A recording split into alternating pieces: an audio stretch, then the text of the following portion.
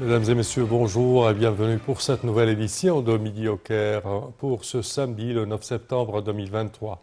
On commence notre sélection avec cette information. Le président Abdel Fattah el-Sisi assiste aujourd'hui à l'ouverture du sommet du G20 qui se tient à New Delhi en Inde.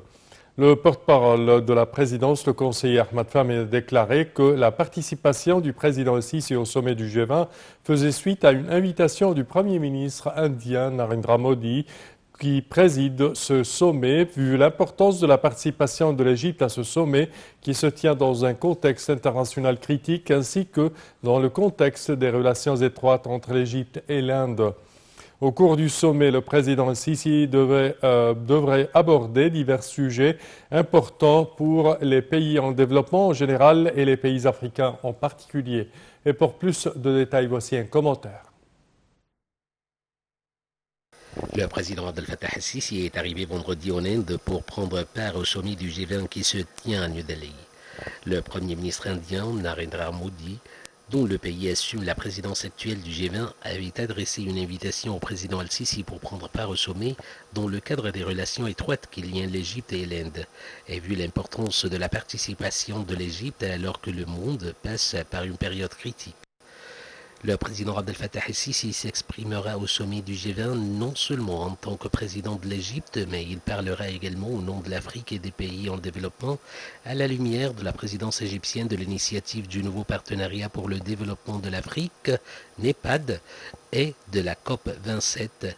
C'est ce qu'a déclaré le porte-parole de la présidence Ahmad Fahmy. Concernant le NEPAD, l'Égypte parlera lors du sommet du G20 de la mobilisation de financement pour des projets prioritaires sur le continent africain, à savoir les projets d'infrastructure, l'agenda de développement, la zone de libre-échange continentale africaine, l'énergie et l'alimentation. C'est ce qu'a ajouté M. Fahmy. Le président el-Sisi mettra l'accent sur les moyens de financer des projets d'énergie propre tels que l'hydrogène vert, ainsi que sur les moyens de réformer le système financier mondial. Il a expliqué que l'Égypte et le continent africain partagent les mêmes priorités, telles que les infrastructures, les défis futurs et un destin commun. Notons que lorsque l'Égypte s'exprime dans les forums internationaux, elle prend en compte les intérêts des pays africains. L'Égypte appelle toujours à la nécessité de s'engager à un principe international indépendant dans les forums internationaux et aux Nations Unies, à savoir une responsabilité partagée avec des charges différenciées en ce qui concerne la lutte contre les répercussions du changement climatique. C'est ce qu'a indiqué le porte-parole. L'ordre du jour du président el-Sisi lors de sa visite en Inde comprendra de nombreuses rencontres bilatérales en marge du sommet du G20 pour discuter avec les leaders et responsables internationaux de différents dossiers d'intérêt commun.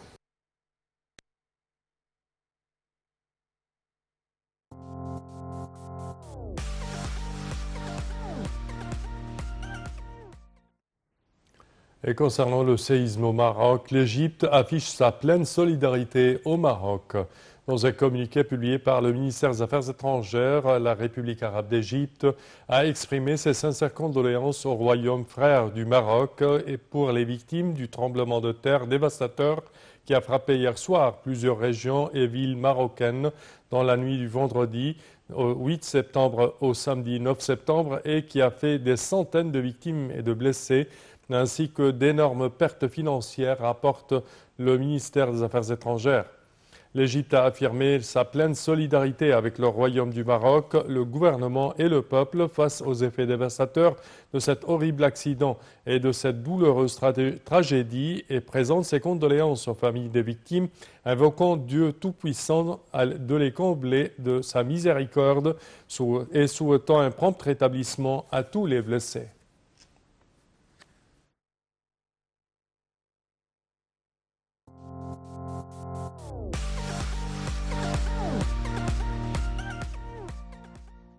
Et la République arabe d'Égypte a condamné dans les termes les plus forts les deux attaques terroristes survenues dans le nord-est du Mali et ont fait des dizaines de morts et de blessés. Dans un communiqué publié samedi, le ministère des Affaires étrangères a exprimé ses sincères condoléances au gouvernement et au peuple malien et aux familles des victimes et souhaité un rétablissement rapide aux blessés. l'Égypte a jugé nécessaire les efforts concertés de la communauté internationale pour déraciner le terrorisme et assécher ses sources de financement.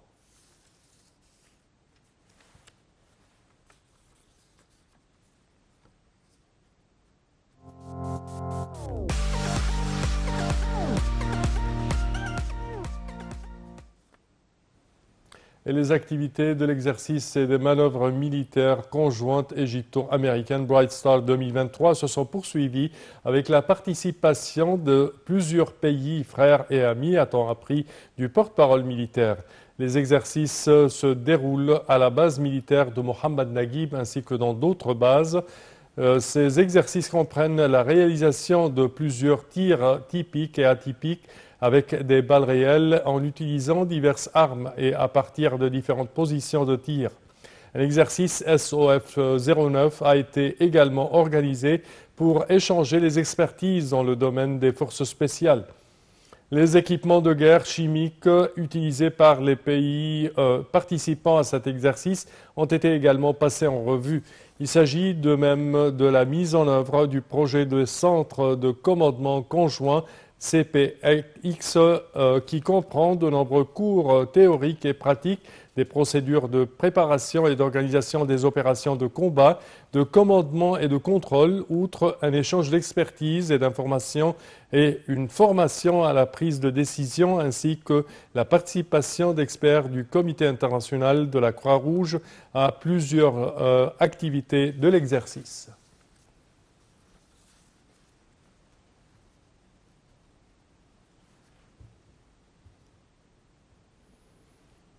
Et le système de santé, l'Égypte est l'un des premiers pays à réaliser l'impact du changement climatique.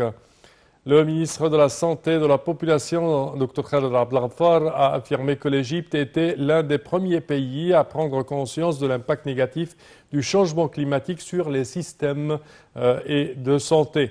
Lors d'une allocution à l'occasion de la journée arabe de la santé sous le thème « L'impact du changement climatique sur la santé » au siège de la Ligue arabe, le ministre a évoqué les efforts notoires déployés pour coordonner avec toutes les parties ayant pris part à la COP27 au sujet des questions de la santé et du climat, ajoutant que le principal résultat avait été la participation à l'Alliance pour une action transformatrice sur le climat et la santé.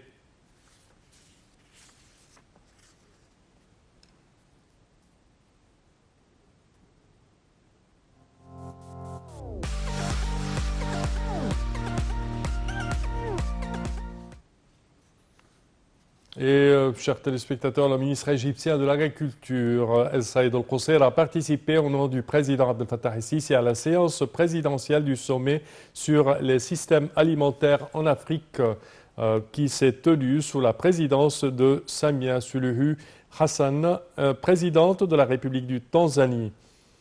Le ministre a également participé à la séance ministérielle pour discuter des mesures concernant la durabilité des systèmes alimentaires.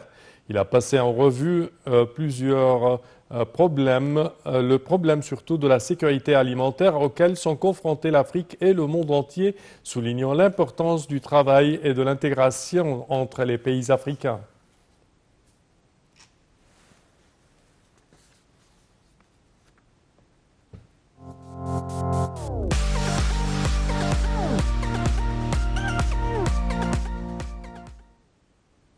Et concernant le festival d'Al-Gouna, lancement du marché cinématographique, le festival du film d'Al-Gouna, GFF, a annoncé jeudi le lancement du marché cinématographique d'Al-Gouna.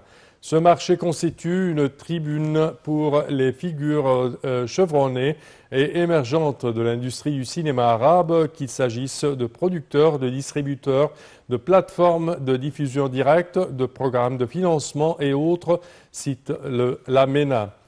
Ce marché est censé créer un climat de contact encourageant entre les réalisateurs, les distributeurs, les agents commerciaux, les investisseurs et autres parties principales de l'industrie du cinéma.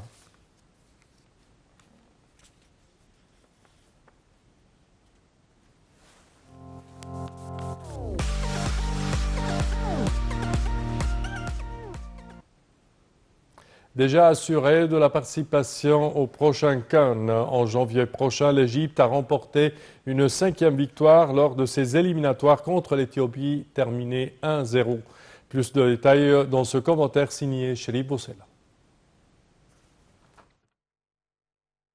1-0, leur homologue éthiopien ce vendredi finissent premier de leur poule. Cette affiche rentre dans le cadre de la 6e et dernière journée des éliminatoires de la Coupe d'Afrique des Nations Côte d'Ivoire 2023. Déjà qualifiée pour la prochaine édition de la CAN avant même l'ultime journée des éliminatoires, la sélection égyptienne a tout de même assuré devant la modeste formation éthiopienne. En effet, les 37 premières minutes ont largement suffi à la bande de Rui Carlos Pino de Vitoria de prendre le dessus sur leur adversaire du jour. Sur une action bien construite, Mustafa Fathi trompe le portier éthiopien et ouvre le score pour les siens. Ce sera l'unique but de la partie malgré un réveil en fin de jeu des Éthiopiens. Grâce à cette victoire, l'Égypte termine première du groupe D avec 15 points devant la Guinée, déjà qualifiée avec 9 points et qui jouera le Malawi samedi.